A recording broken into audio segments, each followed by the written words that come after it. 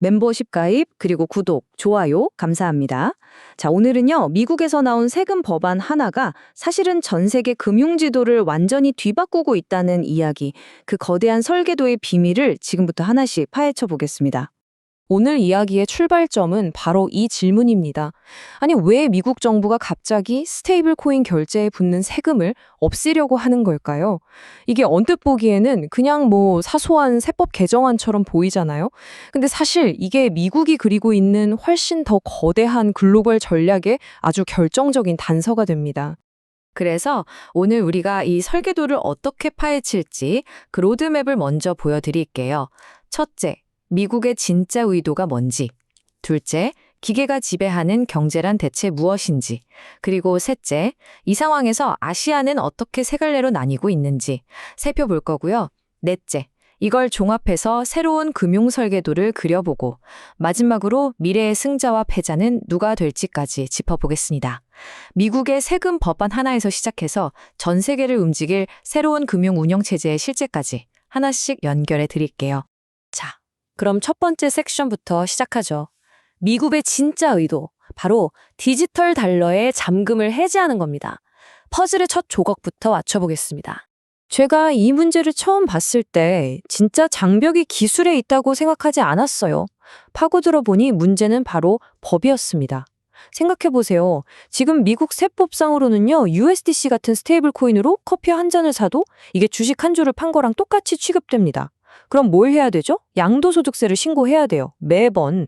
이건 그냥 행정적인 악몽 그 자체죠. 이러니 누가 쓰겠어요. 그런데 이제 이 모든 걸 바꿀 게임 체인저가 등장합니다. 바로 디지털 다산 동등 대우 법안, 파리티 액트라는 건데요. 이게 또 공화당, 민주당 할 거 없이 초당적인 지지를 받고 있어요. 핵심은 아주 간단합니다. 규제받는 디지털 달러는 더 이상 자선이 아니라 그냥 현금이다. 그러니까 세금 걱정 없이 마음껏 써라. 이겁니다. 자, 이 부분을 보시면 이 법안이 얼마나 혁명적인지 딱 감이 오실 겁니다. 불과 1년 전, 2025년 초안만 해도 그냥 $200 미만 소액 결제는 세금 면제해 줄게 이 정도 수준이었어요. 그냥 작은 예외를 두는 거죠. 그런데 2026년 최신 초안은 완전히 다릅니다. 99% 취득원가 규칙이라는 걸 들고 나왔어요. 이게 무슨 말이냐면 어차피 스테이블 코인은 $1에 거의 고정되어 있으니까 매입 가격이 상환 가치의 99% 이상이면 사실상 가치 변동이 없는 걸로 보고 양도소득 자체를 인식하지 않겠다는 겁니다. 이건요, 그냥 세금을 깎아주는 차원이 아니라 법적으로 현금과 똑같은 지위를 부여하겠다는 선언이나 다름없습니다. 그래서 여기서 핵심은 바로 이겁니다. 이건 절대 단순한 감세 정책이 아니에요.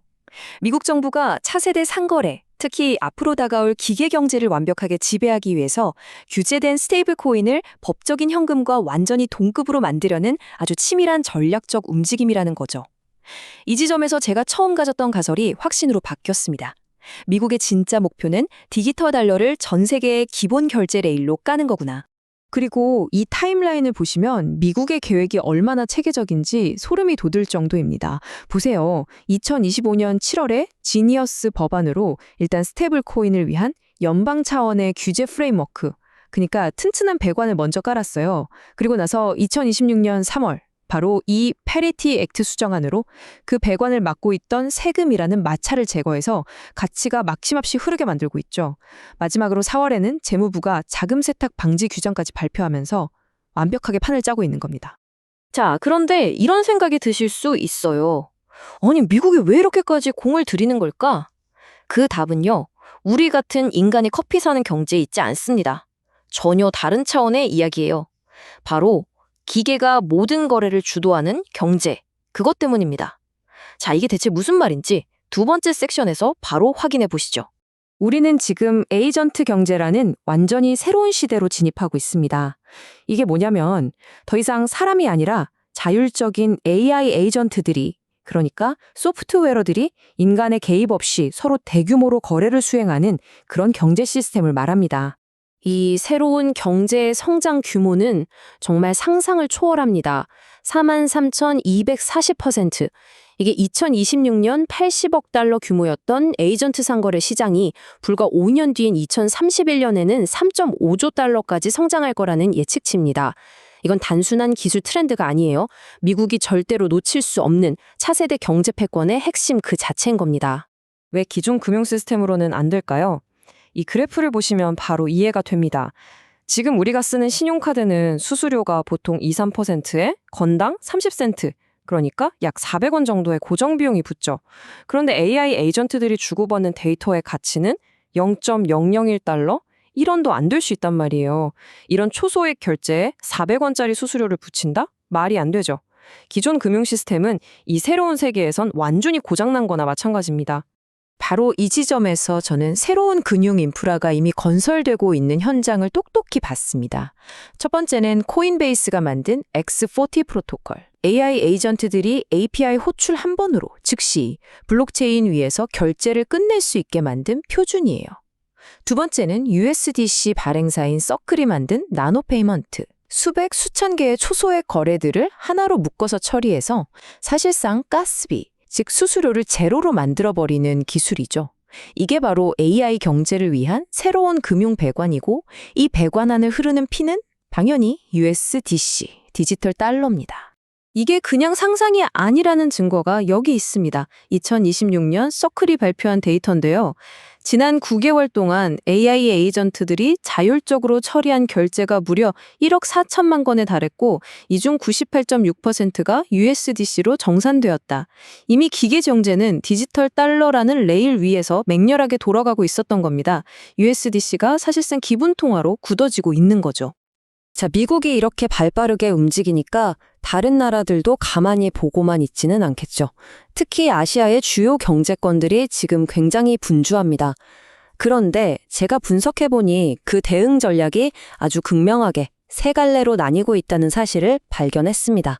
첫 번째는 일본입니다. 일본의 전략은 한마디로 개방이에요. 디지털 달러와 싸우는 대신 이걸 적극적으로 끌어안아서 아시아의 금융 허브가 되겠다는 거죠. 일본의 거대 금융그룹인 SBI 홀딩스가 아예 공식적으로 USDC를 일본 내에 유통하고 심지어 이걸 담보로 대출까지 해주는 걸 보면 일본의 방향성은 아주 명확합니다. 반면에 한국은 정반대의 길을 가고 있습니다. 바로 방어 전략이죠. 한국은 디지털 달러화, 즉 우리 경제가 달러에 종속되는 것을 심각한 위협으로 보고 있습니다.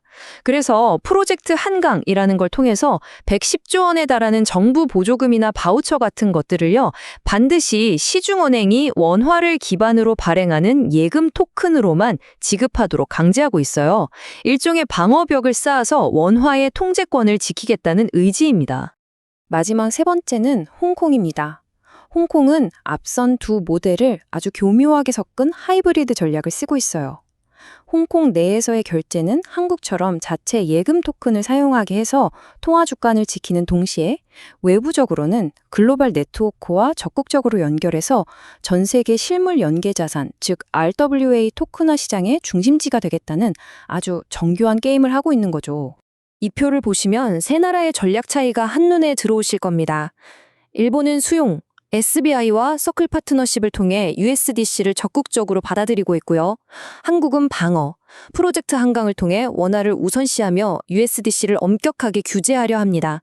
그리고 홍콩은 하이브리드 허브, 프로젝트 앙상블 TX를 통해 라이센스를 기반으로 선별적으로 허용하는 방식을 택했죠.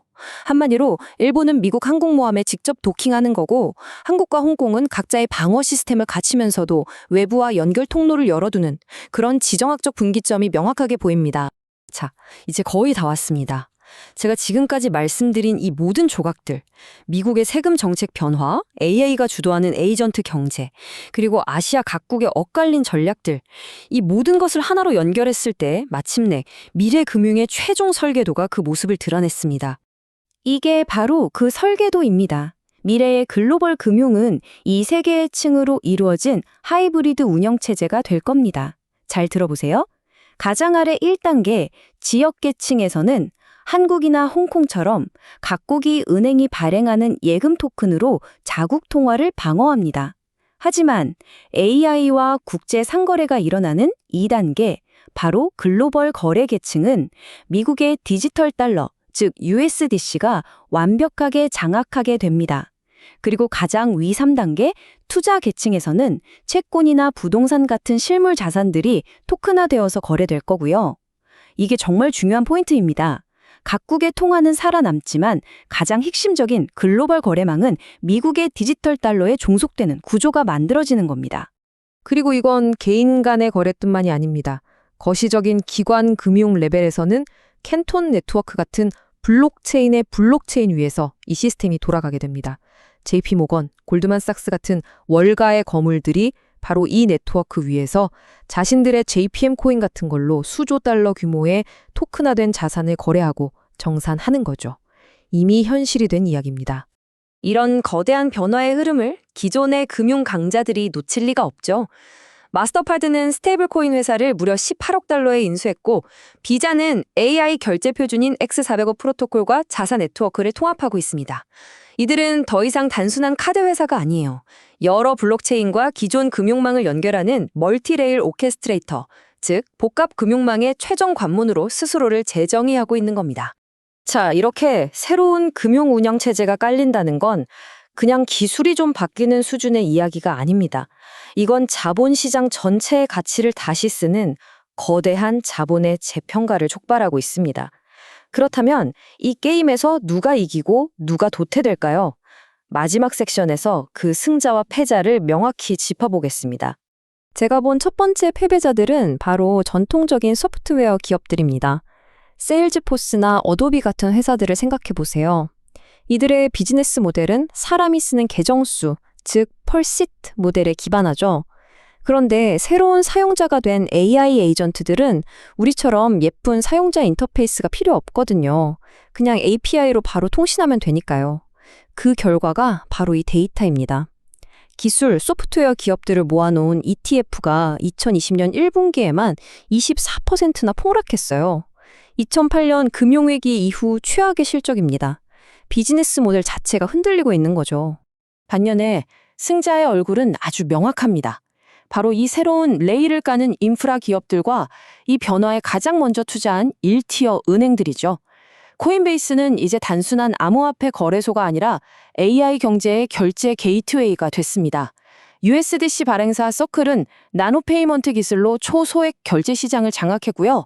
JP모건이나 골드만삭스 같은 월가의 거물들은 자산 토큰화와 기관 금융 플랫폼을 통해 이 새로운 금융 질서의 왕자를 굳히고 있습니다. 이들이 바로 새로운 시대의 최대 수혜자가 될 겁니다.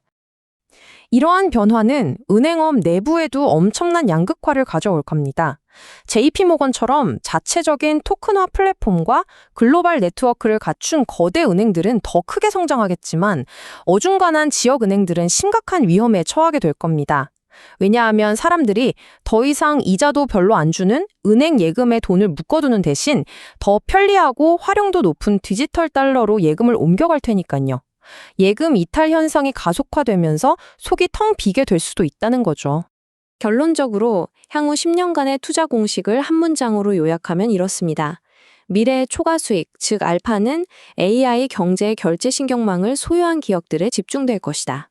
이제 투자의 핵심은 단순히 AI를 만드는 반도체 기업에서 AI가 돈을 쓰고 거래하는 바로 그 금융 신경망을 장악한 기업들로 이동하고 있다는 걸 명심해야 합니다. 자, 정리해보겠습니다.